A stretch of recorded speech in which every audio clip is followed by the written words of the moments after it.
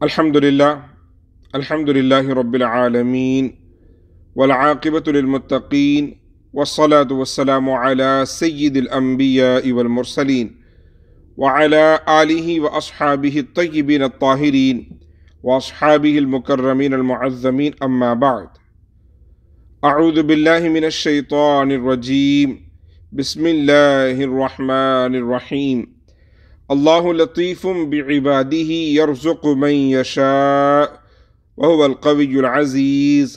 क़ाल अल्लाहु तबारक व तआला फ़ी मक़ामिन आख़र फ़बिमा रहमतिम मिनल्लाहि लिन्त लहुम। सदक़ल्लाहुल अज़ीम। रब्बि इश्रह ली सदरी व यस्सिर ली अमरी वहलुल उक़दतम मिन लिसानी यफ़क़हु क़ौली।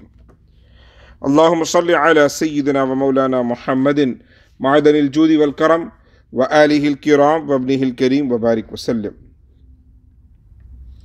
रसूल गिरामी वक़ार सल्लल्लाहु तआला अलैहि वसल्लम के प्यारे दीवानों, मुहतरम नाज़रीन, इंशाअल्लाह आज एक और उन्वान पर हम गुफ्तगू करेंगे जो हमारे अखलाक से मुताल्लिक़ है। दरअसल आज सुबह जब उठा तो एक फ़ोन आया। हमारे एक दोस्त ने कहा कि क़ारी साहब दुआ करें लॉकडाउन जल्दी ख़त्म हो जाए। मैंने कहा यकीनन हम में से हर कोई ये चाहता है। कहने लगे नहीं, दुआ मेरे लिए ज़्यादा इसलिए करें क्योंकि हमारे घर में बहुत झगड़े हो रहे हैं। एक ही घर में सुबह से शाम, शाम से फिर सुबह बैठे रहते हैं और अब एक दूसरे की शक्ल देखने का मन नहीं कर रहा, एक दूसरे से बात करने का दिल नहीं कर रहा क्योंकि डिप्रेशन में चले जा रहे हैं। उनकी बात सुनकर, हमारे हैदराबादी दोस्त हैं, मेरे दिल में ख़्याल आया कि क्यों ना इस बारे में दो चंद बातें की जाए कि घरों में मुक़य्यद रहते हुए भी हम अपनी रूह के तज़किये का काम कर सकते हैं। घरों में मुक़य्यद रहते हुए भी हम अपनी इस्लाह का काम कर सकते हैं। मैं अक्सर कहता हूँ कि आप अपने आप को मुक़य्यद रहने, घर में बंद रहने को सज़ा न समझें, बल्कि इसको पॉजिटिव तरीक़े से लें और अपनी इस्लाह पर काम करें। ऐसे वो अमल, ऐसे वो काम जिनकी हमें आम तौर पर इस्लाह का मौका नहीं मिलता, रमज़ान मुबारक बड़ा अच्छा मौका है। और साथ में अपने घरों में आप बैठे हैं तो कोई आपको देख भी नहीं रहा, और अपनी उन कोताहियों, कमज़ोरियों पर की इस्लाह करें इंशाअल्लाह। उस हवाले से सबसे पहली बात जो मैं बयान करना चाहता हूँ वो है अपने अखलाक में नरमी, आदत और गुफ्तार में नरमी लाना, अपनी किरदार में नरमी लाना। आज इसी हवाले से मैंने 2 आयतें पढ़ी हैं और मैं चाहता हूँ कि लोग जो अपने घरों में बैठे हैं एक दूसरे के दुश्मन न बने। जो लोग घरों में बैठे हैं हरगिज़ जो है ना, एक दूसरे से उकता ना जाएं, बल्कि एक दूसरे का ताआवुन करें, इस्लाह करें, साथ में बैठकर इबादतें करें और अल्लाह का कुर्ब चाहें। इंशाअल्लाह अल्लाह सुब्हानहु व तआला हम सब के दिलों में मज़ीद मोहब्बत और क़ुव्वत पैदा फरमाएगा और अल्लाह सुब्हानहु व तआला कल बरोज़ क़यामत जन्नत में भी इंशाअल्लाह हम सबको साथ में रहने का मौका अता फरमाएगा। सबसे पहले नरमी, जैसा कि मैंने कहा कि अखलाक में नरमी, किरदार में नरमी, आदत व गुफ्तार में नरमी, ये बहुत अहम है। कुरान मुक़द्दस में अल्लाह सुब्हानहु व तआला ने अपना ही एक वस्फ़ बयान किया। इरशाद फरमाता है अल्लाहु लतीफ़ुन, अल्लाह सुब्हानहु व तआला बड़ा लतीफ़ है, बिइबादिही, खुसूसन अपने बंदों के साथ। लताफ़त का मतलब आपको बताऊँ मैं, लताफ़त का मतलब होता है कि जिसके मिजाज में दुरुस्त तुरशी ना हो, सख्ती ना हो, तुंदी ना हो, और अपने बंदों की वो बारीक से बारीक मनफ़ाअतें, मसलहतें जानता हो और अपने बंदों को बेशुमार नेमतें देने पर कादिर हो, उसे लतीफ़ कहते हैं। और ये चीज़ लताफ़त है। इमाम जुनैद बगदादी इस हवाले से बड़ी प्यारी बात कहते हैं कि लतीफ़ उसे कहते हैं कि जो तेरे दिल को नरमी और हिदायत से मुनव्वर कर दे, ग़िज़ा से तेरे जिस्म की नशो नुमा कर दे और तुझे दुनिया से ईमान के साथ निकाले और जहन्नम की आग से बचाए। अब ये देखिए, जब अल्लाह सुब्हानहु व तआला अपने हवाले से फरमाता कि वो लतीफ़ है, गोया कि कितनी खूबियों का मालिक है। उसमें नरमी भी है और वो हमें हिदायत भी दे रहा है, वो हमारी तमाम मनफ़ाअतें, हमारी ज़रूरतें जानता भी है। यर्ज़ुक़ु मन यशा, आयत का अगला जुमला, और बेपनाह वो रिज़्क़ देता जिसे चाहे देता है। मेरे अज़ीज़ साथियों, वहुवल क़वियुल अज़ीज़, और बड़ा ही वो ताकतवर और मेहरबान है। अल्लाह सुब्हानहु व तआला हम सब के दिलों में नरमी और लताफ़त पैदा फरमाए। एक और रिवायत है जो कुरान की आयत नहीं है बल्कि ये मुस्लिम शरीफ की हदीस है। رسول پاک صلی اللہ علیہ وسلم نے ارشاد فرمایا ان اللہ رفیق یحب الرفق، کہ یقیناً اللہ سبحانہ و تعالیٰ نرمی فرمانے والا ہے اور نرمی ہی کو پسند کرتا۔ اللہ سبحانہ و تعالیٰ بڑا مہربان ہے۔ اور میں آپ کو بتاؤں کہ اگر اللہ سبحانہ و تعالیٰ اس کی مہربانی نہ ہو تو ہمیں تو اگلے وقت کا کھانا بھی نصیب نہیں ہونا چاہیے۔ جتنی ہماری کوتاہیاں ہیں، جتنی ہماری غلطیاں ہیں، جتنے ہمارے گناہ ہیں، اگر وہ اس طریقے کا باس ہوں یا ایسا اس طریقے کا ذمہ دار ہوں کہ جو اپنے بندوں کو فقط ان کے اعمال کے سبب روزی دیتا ہو، تو پھر ہمیں ہماری کوتاہیوں کی وجہ سے شام کا کھانا نصیب نہیں ہونا چاہیے۔ لیکن وہ ایسا رب نہیں ہے، وہ تو رب ذوالجلال ہے، بڑا ہی مہربان ہے، رحمان ہے، رحیم ہے، کریم ہے، بڑا ہی قادر و مالک ہے، اور اتنا مہربان ہے کہ ہم شب و روز گناہ کرنے کے بعد، اس کی نافرمانیاں کرنے کے بعد بھی ہم کبھی بھوکے نہیں سوتے، بلکہ اللہ سبحانہ و تعالی ہمارے رزق کا اہتمام فرماتا ہے۔ ابھی ان دنوں میں ہم دیکھیں کہ ہم کام پر جا بھی نہیں رہے، پھر بھی اللہ سبحانہ و تعالی نے ہمارے لیے رزق کا اہتمام کیا ہے۔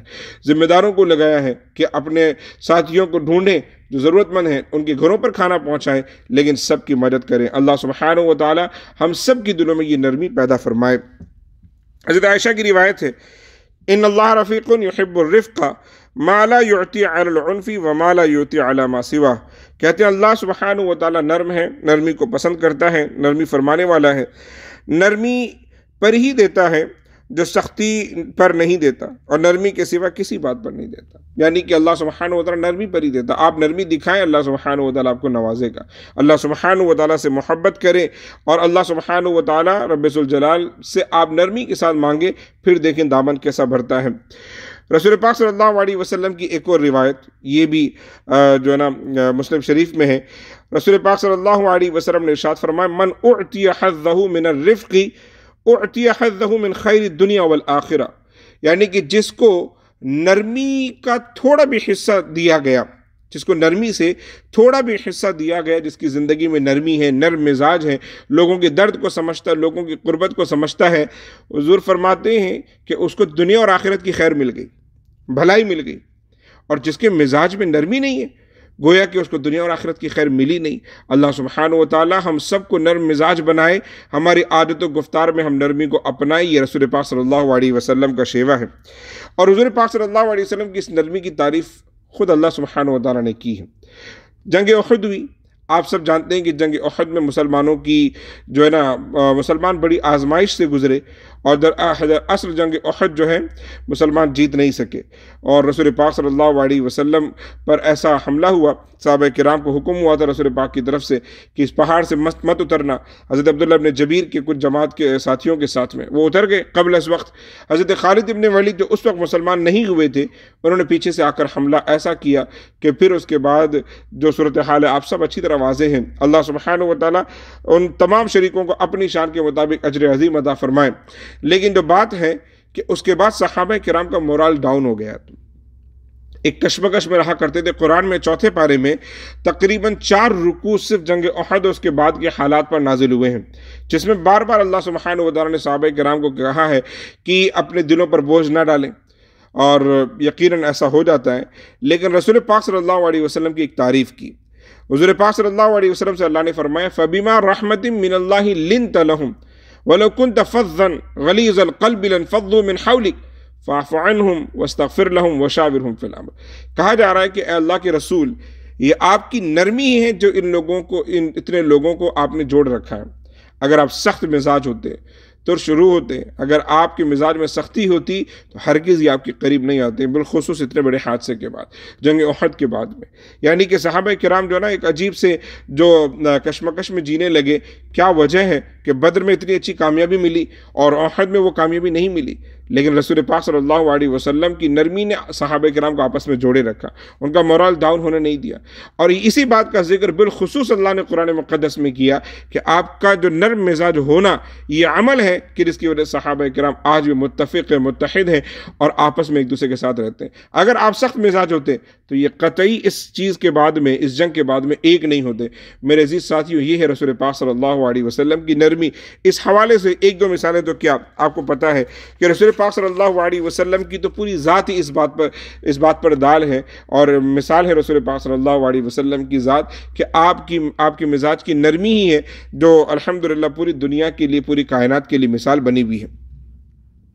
قرآن مقدس میں اللہ سبحانہ وتعالیٰ نے اب صرف اور صرف رسول پاک صلی اللہ علیہ وسلم کو نہیں بلکہ حضرت موسیٰ کو بھی کہا کہ جب فرعون کے پاس جاؤ بات کرنے کے لیے، تو اللہ سبحانہ وتعالیٰ نے انہوں نے بھی کہا، اللہ نے ان سے بھی کہا کہ نرم ہونا۔ فرمایا اذهبا الى فرعون انه طغى، تم دونوں اے موسیٰ اور ہارون جاؤ فرعون کے پاس میں، وہ بڑا ہی سرکش ہے۔ فقولا له قولا لینا، اور ان دونوں سے کہا کہ اس سے نرمی کے ساتھ بات کرنا۔ لعلہ یتذکر و یخشی، بہت ممکن ہے کہ تمہاری بات اس کے دل پر اثر انداز ہو جائے۔ میرے عزیز ساتھیوں، یہ ایک نبی کو اللہ کی جانب سے حکم دیا جا رہا ہے کہ تبلیغ کے اوصاف میں سے ہیں کہ آپ نرمی بخشیں، نرمی اختیار کریں۔ میرے عزیز ساتھیوں، میرے سبھی جو نا ویور سے، دوستوں سے، اعزاء اقربا سے گزارش ہے کہ اپنے گھروں میں رہیں۔ رمضان المبارک کا مہینہ ہے، اس میں اپنے نفس کی اصلاح کریں، اپنے اخلاق کی اصلاح کریں اور نرمی پیدا کریں۔ اور نرمی کے لیے ضروری نہیں کہ آپ باہر والوں سے اچھے مزاج سے پیش آئیں۔ اکثر ہماری ایک فطرت ہے کہ ہم باہر کے لوگوں کے ساتھ بڑا اچھے انداز میں ملتے ہیں، بڑے اخلاق سے ملنے کی کوشش کرتے ہیں، پر اپنے گھر میں ہر ایک بندے سے سختی سے پیش آتے ہیں۔ تو دراصل یہ کوئی خیر نہیں ہے، یہ کوئی خیر نہیں ہے کہ آپ باہر اچھے انداز میں ملیں اور گھر پر سب سے جھگڑا کرتے رہیں، بلکہ خیر گھر سے شروع ہوتی ہے۔ اخلاق گھر سے آپ اس کا مظاہرہ کریں۔ سب سے پہلے اپنے والدین کے ساتھ، اپنے اعزاء اقربا کے ساتھ، اپنے بچوں کے ساتھ، اپنی بیوی کے ساتھ، بیوی ہے تو شوہر کے ساتھ، اپنے بھائیوں کے ساتھ، بہنوں کے ساتھ، اپنے تمام رشتہ داروں کے ساتھ محبت سے پیش آئیں۔ یہ اچھے اخلاق کی دلیل اور نشانی ہے۔ اللہ سبحانہ وتعالیٰ نے ارشاد فرمایا وَقُلْ لِعِبَادِي يَقُولُ الَّتِي هِيَ أَحْسَنُ إِنَّ الشَّيْطَانَ يَنزَغُ بَيْنَهُمْ۔ اے حبیب آقا دو جہاں صلی اللہ علیہ وسلم، آپ لوگوں سے کہہ دیں، میرے بندوں کو یہ بات بتا دیں کہ وہ آپس میں اچھی باتیں کریں، نفیس باتیں کریں، اچھے انداز میں باتیں کریں، کیونکہ شیطان دراصل ان کے درمیان فتنہ و فساد پیدا کرنا چاہتا ہے، عداوت پیدا کرنا چاہتا ہے، شقاوت پیدا کرنا چاہتا ہے، ان کے درمیان جھگڑے لگانا چاہتا ہے۔ تو اسی لیے انہیں چاہیے کہ وہ شیطان کو اوائڈ کریں، اور رمضان مبارک میں تو ویسے بھی شیطان باہر ہے، قید ہے مطلب، تو ہمیں یہ اس بات کا اچھا موقع ہے کہ ہم اپنے نفس کی اصلاح کریں اور ایک دوسرے کے ساتھ مل کر اچھے تعاون کرتے ہوئے زندگی گزاریں۔ کہا کہ لوگوں سے کہیں کہ آپس میں نرمی کے ساتھ اور اچھے انداز میں بات کریں، کیونکہ شیطان کو اگر موقع ملے گا تو وہ ان کو آپس میں صحیح طریقے سے نہیں رہنے دے گا۔ اللہ سبحانہ وتعالی ہم سب کو اس بات کی توفیق عطا فرمائے۔ آخر میں ایک حدیث بڑی ہی پیاری میں آپ کے سامنے رکھتا ہوں، اور وہ حدیث یہ سمجھیں لاک ڈاؤن کے حوالے سے بڑی اچھی ہے، یعنی کہ آج کے ماحول پر فٹ آتی ہے۔ ترمذی کی حدیث ہے، رسول پاک صلی اللہ علیہ وسلم ارشاد فرمایا املک علیک لسانک ولیسعک بیتک وَأَبْكِ عَلَىٰ خَطِیئَتِکَ۔ حضور فرماتے ہیں کہ اپنی زبان کو قابو میں رکھو، غیر ضروری باتیں مت کرو، کسی کی دل آزاری مت کرو اس زبان کے ذریعے، کسی کو برا بھلا نہ کہو، اپنی زبان کو قابو میں رکھو، اس کا صحیح استعمال کرو، کیونکہ یہ ایک لوتا جسم کا ٹکڑا ہے کہ جس کے بارے میں حضور پاک صلی اللہ علیہ وسلم اس کو پکڑ کے کہا ہے کہ یہ فتنے کی جڑ ہے، اگر ہم نے اس کی حفاظت نہیں کی تو یہ فتنے کی طرف لے جا سکتی ہے، لیکن اس کا صحیح استعمال کیا تو انشاءاللہ یہ جنت کی طرف بھی لے جا سکتی ہے۔ اسی لیے حضور فرماتے ہیں اپنی زبان کو قابو میں رکھو، غیر ضروری لغو باتیں مت کرو، اپنے گھروں میں رہو، اپنے گھر کی وسعتوں میں رہو، جہاں اپنا گھر اس کے اندر رہو، مقید رہو، کیونکہ تمہارا گھر تمہارے لیے کافی ہے، بلا ضرورت گھر سے مت نکلو۔ باہر جانے کا یہ دراصل دیکھیں حضور تو یہ بالعموم کہہ رہے ہیں، لیکن آج کی صورتحال میں یہ بات صادق آتی ہے کہ ہم کو اپنے گھروں میں رہنا ہے۔ باہر جانے پر آپ کا جو جسمانی نقصان ضرور ہو سکتا ہے، بیمار بھی ہو سکتے ہیں، صحت خراب ہو سکتی ہے، پلس جو حضرات انڈیا میں دیکھ رہے ہیں ان کے ساتھ ایک اور مدعا ہے کہ وہ باہر جائیں گے تو ڈنڈے ہی پڑ سکتے ہیں۔ اللہ سبحانہ وتعالی ہم سب کو اس حدیث سے نصیحت لینے کی توفیق عطا فرمائے۔ حضور فرماتے ہیں اپنی زبان کی حفاظت کرو، غیر ضروری لغو باتیں مت کرو، اپنے گھروں میں رہو، بے ضرورت باہر نہ نکلو، وَأَبْكِ عَلَىٰ خَطِیئَتِکَ، اور اپنی خطاؤں کو یاد کر کے آنسو بہاتے رہا کرو، रो, अल्लाह सुब्हानहू व तआला की बारगाह में गिड़गिड़ाओ, आंसू बहाओ, क्योंकि जब आप अपने घर की तन्हाई में, जब अकेले अल्लाह सुब्हानहू व तआला से राब्ता कायम करके अपने आंसू जब बहाते हो तो दिलों का जंग दूर होता है, कदूरत दूर होती है, दिलों की स्याही निकलती है और दिल मुनव्वर और मुजल्ला होता है, और फिर उस दिल के अंदर आप कोई भी नसीहत डाले वो नसीहत असर करती है। आज हमारा दिल बड़ा सियाह हो चुका है, नसीहत असर नहीं करती, हज़ारों बातें सुनते हैं, कई लोगों के लेक्चर सुनते हैं, मगर एक बात पर भी अमल की तौफीक नहीं होती क्योंकि दिल सियाह हो चुका है। और जब दिल सियाह हो जाए तो नसीहत असर नहीं करती। उसकी मिसाल आप लिए मैं अक्सर जिक्र करता हूँ कि गंदे बर्तन के अंदर आप दूध डालें तो आप तो वो गंदा बर्तन साफ नहीं होता। ये नहीं ख्याल करें कि दूध डालने से वो गंदा बर्तन साफ होगा, बल्कि दरअसल होता ये है कि दूध भी खराब हो जाता है। इसीलिए पहले बर्तन की सफाई का काम करना है, फिर उसके बाद दूध डालें तो दूध सही भी रहता है और देर चलता भी है। मेरे अजीज साथियों, तो ये जो दिल का बर्तन है पहले उसे साफ़ करें, कुरान की तिलावत करके साफ़ करें, ज़िक्र और अज़कार करके साफ़ करें, अपने वालिदैन की दुआएं लेकर साफ़ करें, नमाजें और रोज़े करके साफ़ करें, और जब दिल सुथरा हो जाए तब उसके बाद अब उसके अंदर नसीहतें डालें तो देखिए नसीहतें कैसी असर करती है। मेरे अजीज साथियों, घरों में रहते हुए एक दूसरे की इज़्ज़त करें, ख्याल रखें, एक दूसरे का ताउन करें, अपने अतराफ़ में देखें कोई शख्स ज़रूरतमंद है तो उसकी ज़रूर मदद करें। अल्लाह सुब्हानहू व तआला हम तमाम मुसलमानों से, पूरी दुनिया से, कायनात से इस वबा को दूर करे, हम सब को आपस में एक दूसरे की मदद करने की तौफीक अता फरमाए। अस्सलामु अलैकुम व रहमतुल्लाहि व बरकातुहू।